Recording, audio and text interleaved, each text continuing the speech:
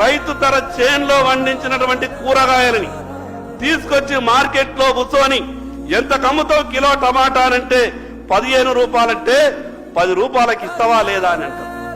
ఇక్కడనేమో 200 రూపాయల టిఫిన్ చేస్తే 200 రూపాయల టిఫిన్ కు బిల్లు కట్టి 100-200 రూపాయలు టిప్పియడానికి మనసొప్పుతుంది గాని అక్కడ 15 రూపాయల కిలో టమాటాలు అమ్మితే 10కి ఇస్తే తీసుకుంటా లేకుంటే లేదనే విధంగా ఆ రకమైనటువంటి అవమానాలను రైతు భరిస్తున్నాడు అధ్యక్ష.